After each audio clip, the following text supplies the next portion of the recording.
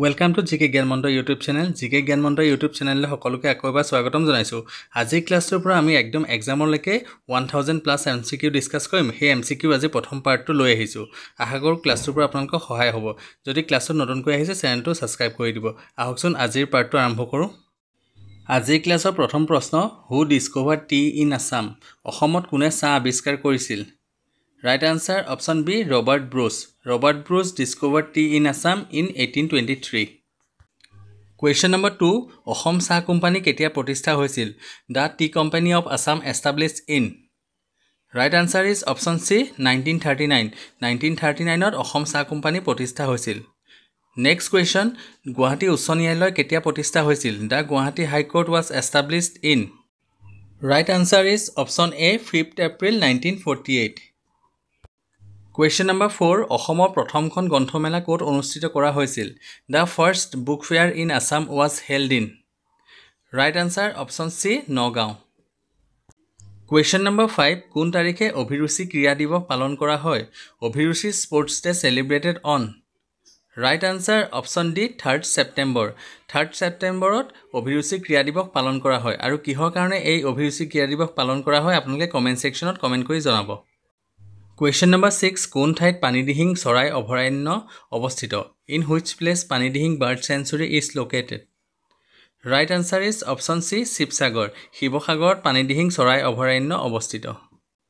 Question number 7 তলৰ কোনখন পুৰাণ অসমত ৰচনা হৈছিল Which of the following Purana was composed in Assam Right answer is option B Kalika পুৰাণ অসমত ৰচনা হৈছিল ইম্পৰ্টেন্ট পইণ্ট আপোনালোকে মনত ৰাখিব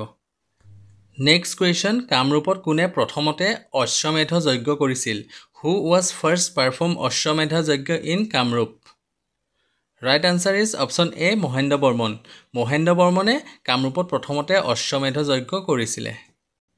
Question number 9 শালস্তম্ভ বংশৰ ৰাজধানী ক'ত আছিল What was the capital of Salastambha dynasty Right answer is option A Harupeshwar আছিল শালস্তম্ভ বংশৰ ৰাজধানী আৰু হালস্তম্ভ বংশৰ প্ৰথমজন ৰজাৰ নাম কি আপোনালোকে কমেন্ট সেকশনত কমেন্ট কৰি জনাব Question number 10 Who was the son of গুবৰ ৰজাৰ পুত্ৰ কোন আছিল Right answer is option A Gadapani আছিল গুবৰ ৰজাৰ পুত্ৰ Question number 11 প্ৰথমতে কোনে মাটি জৰীপ কৰা প্ৰৱৰ্তন কৰিছিল Who was the ruler to introduce land survey in northeast India Right answer is option A Gadadhar সিংহই প্ৰথমতে মাটি জৰীপ কৰাটো প্ৰৱৰ্তন কৰিছিল নৰ্থ ইষ্ট ইণ্ডিয়াত Question number 12 খেন বংশ কোনে প্ৰতিষ্ঠা কৰিছিল Who was the founder of Khen dynasty Right answer is option B নীলধ্বজে খেন বংশৰ প্ৰতিষ্ঠা কৰিছিল কিমান চনত প্ৰতিষ্ঠা কৰিছিল হেতু আপোনালোকে চনটো আপোনালোকে জনাব Next question অসম এছ'চিয়েশ্যন কেতিয়া গঠন হৈছিল When was Assam Association formed Right answer is option C 1903 The Assam Association was formed in 1903 Important point আপোনালোকে নোট ডাউন কৰি যাব Question number 14 অসমৰ প্ৰথম চাহ বাগিচা ক'ত প্ৰতিষ্ঠা কৰা হৈছিল In which place the first tea garden of Assam established Right answer is option A সাবুৱাত অসমৰ প্ৰথমখন চাহ বাগিচা প্ৰতিষ্ঠা কৰা হৈছিল Question number 15 অসম ছাত্ৰ সন্মিলনৰ প্ৰথম অধিৱেশন ক'ত অনুষ্ঠিত হৈছিল In which place the first session of Assam ছাত্ৰ সন্মিলন was held Right answer is option D গুৱাহাটীত অসম ছাত্ৰ সন্মিলনৰ প্ৰথম অধিৱেশন অনুষ্ঠিত হৈছিল Question number 16 কিমান চনত বাংলা ভাষাক অসমৰ চৰকাৰী ভাষা হিচাপে গ্ৰহণ কৰা হয় In which year Bengali was declared as a official language of Assam Right answer is option A 1836 1836 ত বাংলা ভাষাক অসমৰ চৰকাৰী ভাষা হিচাপে ঘোষণা কৰা হৈছিল Question number 17 কিমান চনত অসমীয়াক অসমৰ চৰকাৰী ভাষা হিচাপে গ্ৰহণ কৰা হৈছিল In which year Assamese made the official language of Assam Right answer is option A 1873 Question number 18 তলৰ কোনটো ভাৰতৰ প্ৰথম কৃষক আন্দোলন The first peasant movement in India was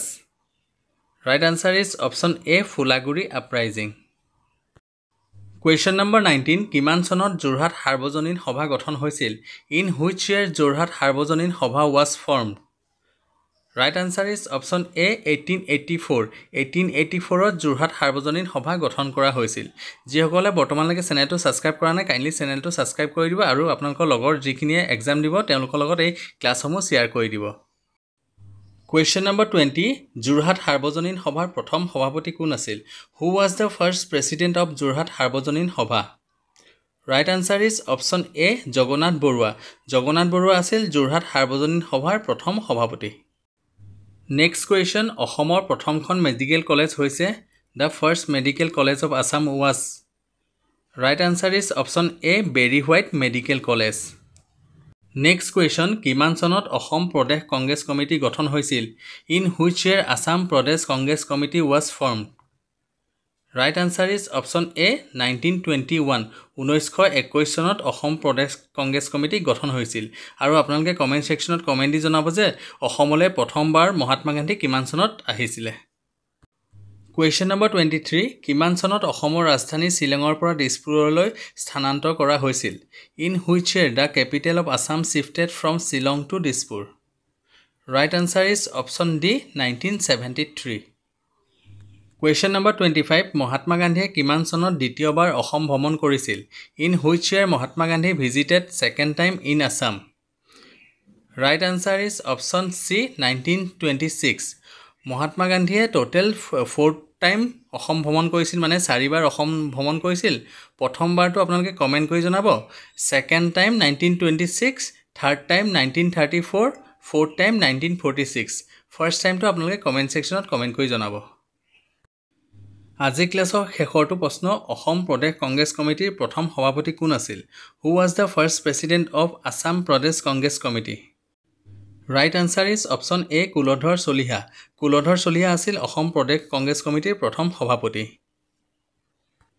আজি ক্লাছৰ শেষৰটো প্ৰশ্ন আপোনালোকলৈ আগবঢ়ালো Who was the first female Chief Minister of Assam এই কোৱেশ্চনটো আনসাৰ আপোনালোকে কমেন্ট সেকশনত কমেন্ট দি জনাব আজি আমি 25 টা মোস্ট ইম্পৰ্টেন্ট MCQ ডিসকাস কৰিলো এনেকৈ আমি MCQ খিনি প্ৰত্যেকটো ক্লাছতে ডিসকাস কৰি গৈ থাকিম যিসকলে বৰ্তমানলৈকে চেনেলটো ছাবস্ক্ৰাইব কৰা নাই কাইণ্ডলি চেনেলটো ছাবস্ক্ৰাইব কৰি দিব আৰু যি তেওঁলোকৰ লগৰ যিখিনি আছে পৰীক্ষা দিবলগীয়া তেওঁলোকৰ লগত ক্লাছবোৰ শ্বেয়াৰ কৰি দিব আজি ক্লাছটো ইয়াতে শেষ কৰিছো ধন্যবাদ